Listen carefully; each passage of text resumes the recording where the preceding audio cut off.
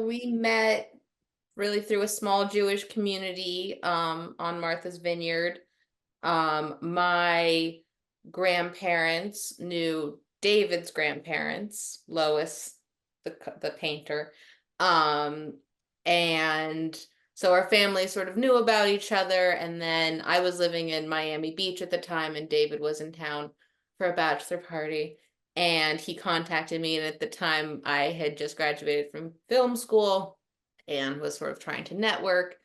And I agreed to have a drink with him, and we met. And on my way there, I was like, this is strictly business, I'm just networking. And then the moment I saw him, I was like, oh, this is definitely not going to be a business meeting.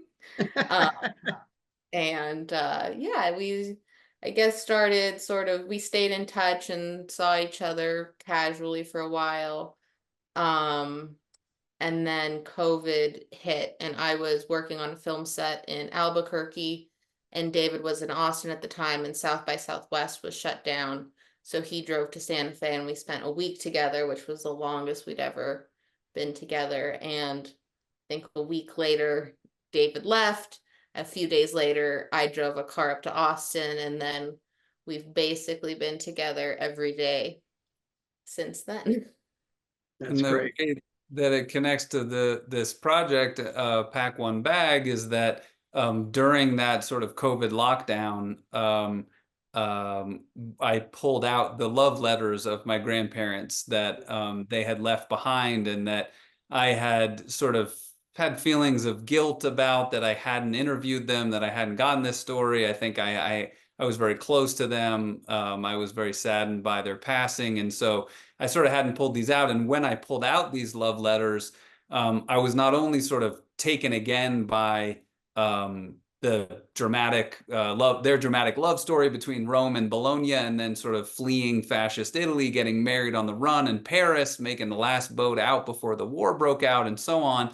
But also was sort of stunned by how present and relevant their experience of dealing with rising authoritarianism felt in our current context globally, as sort of strong men around the world are returning to power, and democracy seems to be in a less stable place. And so these questions that I felt around me, I felt that perhaps my grandparents' story, their letters, had some answers. And so during that COVID lockdown where Willa and I were together, we began to go ahead. Oh, well, just as maybe you'll hear in the podcast, no spoiler alert, but on our first encounter, David told me a very brief story of his grandparents' meeting. And ever since then, I kept asking him to repeat the story. And so we had this thing called the Google Docs, where everything that he felt was a long, cumbersome story that he didn't want to go into, we would write down. And when there was time, we would then discuss it. And so when when COVID happened, there was plenty of time. So yeah, so that's when we pulled out the letters. But yeah, I mean, I think there was a sense that my grandparents' love story in 1937, 38, 39 was sort of happening while the world was on fire. And although certainly I wouldn't compare COVID to the intense rise of anti-Semitism in the early stages of the Holocaust, we did feel like our lives were a little bit upside down. And we were sort of falling in love with the world on fire, as Willa put it. And so to your point, there were some parallels in that way. And in the 4 feature documentaries I had made, had never made anything personal to me in any way. I was always interested in telling other people's stories.